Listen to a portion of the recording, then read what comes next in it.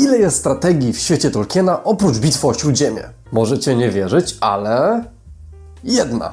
Tak, istnieje warcraftowy klon w Śródziemiu, ale nie o nim dziś. W 2004 roku Electronic Arts wypuszcza pierwszą część Bitwy o Śródziemie. Po ogromnym sukcesie filmów Jacksona, EA zdobywa licencję do Władcy Pierścienia, pozwalając sobie tym samym stworzyć grę osadzoną w ich świecie. Pracę nad grą zaczęto robić już w 2002 roku, a zespół deweloperski dostał bardzo proste zadanie. Musiał jedynie przynieść magię i epickość filmów na nośnik gry. Gra miała być strategią, gdzie gracz mógł dowodzić zarówno dobrymi, jak i złymi stronami Śródziemia. Zespół deweloperski ściśle współpracował z Weta Workshop oraz New Line Cinema, aby jak najbardziej dorównać tej filmowej jakości. Pewni scenarzyści mogliby się od nich uczyć. Bitwa o Śródziemie pozwalała graczom na wybór między dwiema kampaniami, dobrą i złą. Mogliśmy dowodzić armiami Gondoru, Rohanu, Mordoru i Isengardu, uczestnicząc w epickich bitwach, takich jak Oblężenie Helmowego Jaru czy atak na Minas Tirith. Gra oferowała również tryb skirmish, w którym gracze mogli zmierzyć ze sobą lub z AI na różnych mapach. Krytycy chwalili ją za wierne oddanie klimatu Śródziemia, wspaniałą jak na tamte czasy grafikę oraz dynamiczne bitwy. Nie obyło się jednak bez uwag. Część graczy narzekała na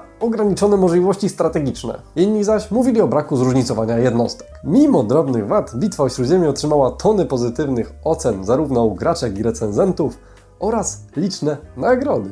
Między innymi Game Critics Awards zdobytą na targach E3 w 2004 roku w kategorii Najlepsza gra strategiczna. Również zdobyli nagrodę Giga Games w kategorii Najlepsza gra strategiczna w 2005 roku. Gra sprzedała się w milionach egzemplarzy, co utwierdziło tylko Electronic Arts, że warto ją kontynuować. Jako ciekawostkę dodam, że w 2006 roku Electronic Arts musiało zapłacić 14,9 miliona dla programistów za trudne warunki pracy przy tej produkcji.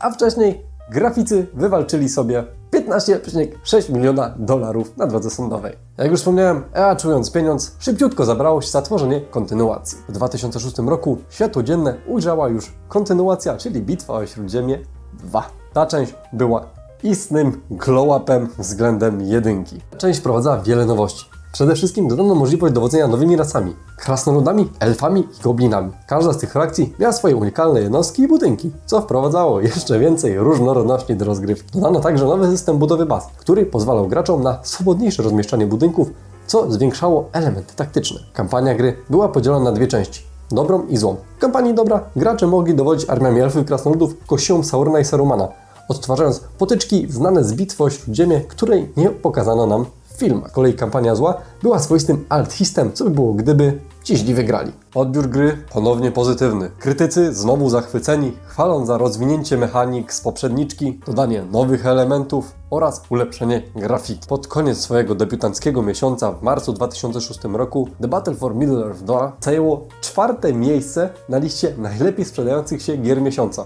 Czy potraficie sobie to wyobrazić? Strategia czasu rzeczywistego zajęła 4. miejsce najlepiej sprzedających się gier miesiąca. Finalnie komputerowa edycja gry otrzymała srebrną nagrodę sprzedaży od Entertainment and Leisure Software Publishers Association, wskazując na co najmniej sprzedaż 100 000 egzemplarzy w samej Wielkiej Brytanii. Dwójkę uznano za sequel idealny, który dopracował swoją poprzedniczkę do perfekcji. Magazyn Computer Games nazwał tę grę niewątpliwym owocem miłości, wspaniałym dziełem sztuki i strategii. Smithsonian American Art Museum wybrał Battle for Middle-earth 2 jako jedną z 80 gier, które miały stanowić część wystawy The Art of Video Games, która trwała od marca 2012 roku do września tegoż samego roku w Waszyngtonie. Gra również zdobyła wiele licznych nagród oraz prestiżowych wyróżnień. Niemniej jednak i tutaj zdarzyły się krytyczne uwagi na temat sztucznej inteligencji i samego zachowania balansu jednostek. Bitwa o Śródziemie 2 została uznana za godnego następcę jedynki, który utorował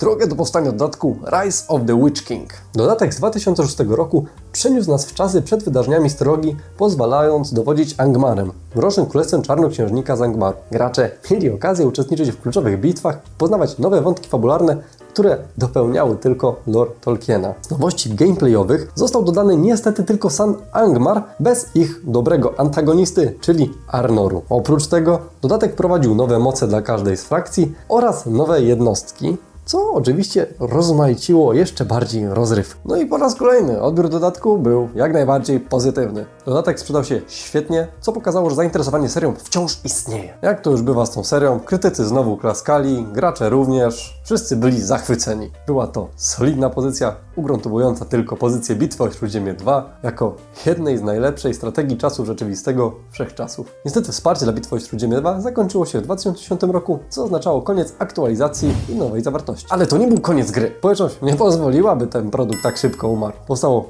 wiele modów, które nie tylko odświeżały grafikę, ale wprowadzały nowe frakcje, jednostki i kampanie. Wśród nich warto wspomnieć choćby Third Age mod, Edain mod i Eriot moda, które stały się wręcz legendarnymi pozycjami pośród graczy Bitwy o Śródziemie 2. Jeżeli chcecie przewodnik po tych modach, dajcie znać w komentarzu. I to nie wszystko! Mimo upływu lat, nawet na przestrzeni aktualnych lat, gra cieszy się ogromnym zainteresowaniem.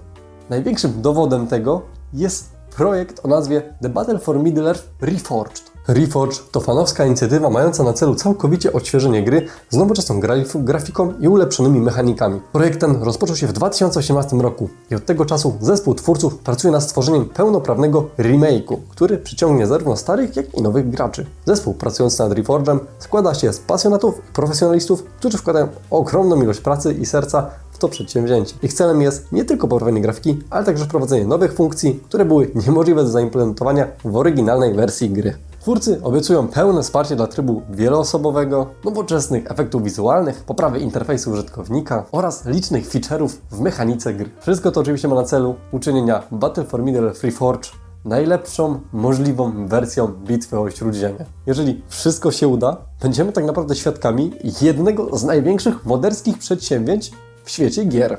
Ba! Rzuciłbym nawet tezę, iż siła Bitwy o Śródziemie Reforged, albo jak niektórzy lubią mówić, Bitwą o Śródziemie 3, może być czymś, co zdetronizuje StarCrafta z bycia królem RTS-u. Tyle ode mnie na dziś. Mam nadzieję, że materiał Wam się jak najbardziej podobał. Zostawcie po sobie ślad w postaci łapiaczki w górę, komentarza, subskrypcji oraz zajrzyjcie na naszą stronę internetową Cloudtorn Studios, gdzie mamy dużo różnych fajnych kontentów dla Was. Tyle ode mnie na dziś. Na razie. Do następnego.